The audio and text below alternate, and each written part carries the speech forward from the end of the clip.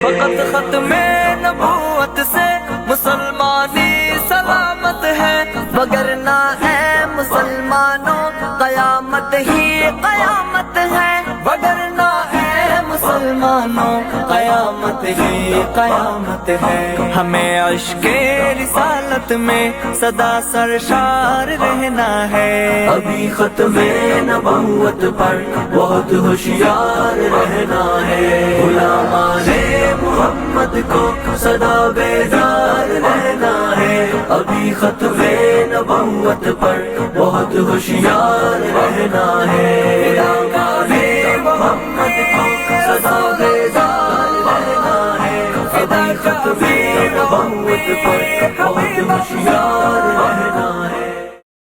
بسم اللہ الرحمن الرحیم۔ شکیل پیش گوئیوں کو غیب کا علم کہہ کر انہیں پیچیدہ بتاتے ہوئے یہ باور کرانا چاہتا ہے کہ غیب کا علم صرف اللہ کے پاس ہے، اور وہ اس میں سے کوئی بات بتانا چاہتا ہے تو صرف اپنے نبی کو بتاتا ہے۔ اس لیے ایسی پیشین گوئیوں کی حقیقت کا صحیح پتہ اس وقت چل سکتا ہے جبکہ وہ پوری صادر ہو گئی ہوں۔ علماء دین ان کی حقیقت نہیں سمجھ سکے۔ وہ لکھتا ہے اپنی کتاب میں کہ پیشین گوئیاں غیب کا علم ہے، انہیں ان کے صدور کے وقت ہی پرکھنا ہوتا ہے۔ نیز لکھتا ہے پیش گوئیاں غیب کا علم ہے، اور قرآن کریم میں ہے کہ اللہ اگر غیب کی کوئی بات بتاتا بھی ہے تو نبی کے علاوہ کسی کو نہیں بتاتا۔ تو ظاہر سی بات ہے کہ پیشین گوئی یعنی آگے کیا ہونے والا ہے کے معاملے میں اس امت کے تمام لوگ برابر ہیں، اور کسی کے پاس بھی حضور صلی اللہ علیہ وسلم کے الفاظ کے سوا پیشین گوئی کے معاملے میں کوئی بھی بات اس کے صادر ہونے سے پہلے چیلنج کے قابل نہیں ہے۔ تو اس کے چند جوابات ہیں۔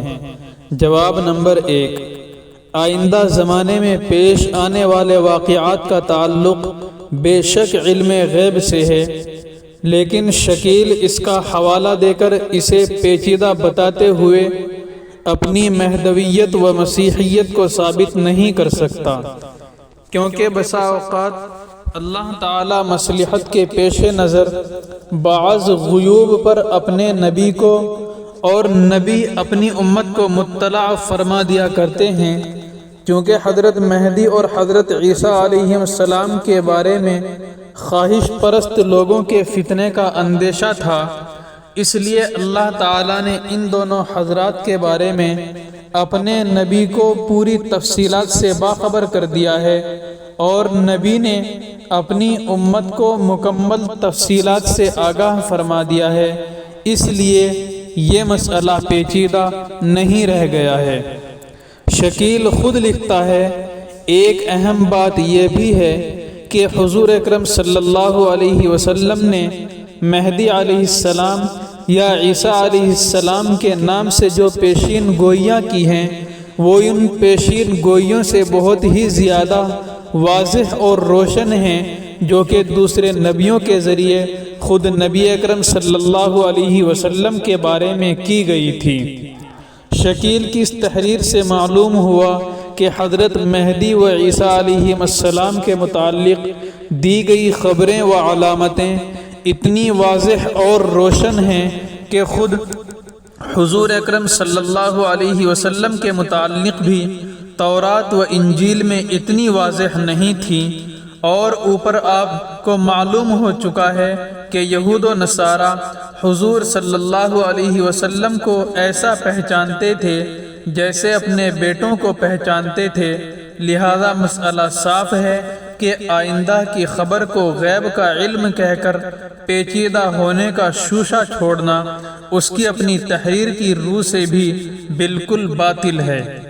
اس اقتباس میں مہدی و عیسیٰ کے درمیان لفظ یا لگانے سے معلوم ہوا کہ دونوں الگ الگ شخصیت ہیں، کیونکہ لفظ یا تفریق کے لیے آتا ہے نہ کہ جمع کے لیے۔ نیز اس کا سفید جھوٹ یہ بھی ہے کہ جب باپ کو اپنے بیٹے کی پہچان میں کوئی شبہ نہیں ہوتا تو حضرت مہدی و عیسیٰ علیہ السلام کی پہچان میں کیسے شبہ ہو سکتا ہے؟ اس کے باوجود اسے پیچیدہ بتانا کیا یہ شکیل کا سفید جھوٹ نہیں ہے؟ یقیناً ہے۔ اب ہمارے چیلنج ہیں شکیلیوں سے کہ حدیثوں کے اندر حضرت مہدی کے تذکرے میں مکہ اور دمشق کا ذکر تو آتا ہے، لیکن کہیں کسی بھی حدیث میں ہندوستان میں ان کی موجودگی کا ذکر نہیں ملتا۔ اس لحاظ سے شکیل کا ہندوستان میں رہ کر مہدویت کا ڈھنڈورا پیٹنا اس کے جھوٹے ہونے کی علامت ہے۔ حدیث میں لفظ عرب کی صراحت ہے، کسی طرح کی تعویل سے ہندوستان مراد نہیں ہو سکتا۔ شکیل کے ماننے والے کسی ضعیف سے ضعیف حدیث میں بھی ہندوستان کا لفظ نہیں دکھا سکتے۔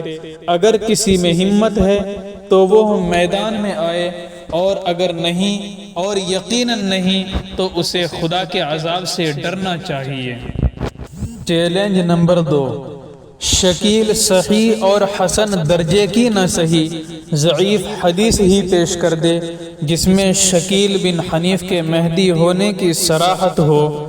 دیدہ باید یہ کتنا بڑا دجل و زندقہ ہے کہ ثابت شدہ احادیث کا تو انکار کیا جائے، اور جس شکیل کا دور دور تک کہیں اشارہ ہی نہ ہو اسے زبردستی مہدی و مسیح بنایا جائے۔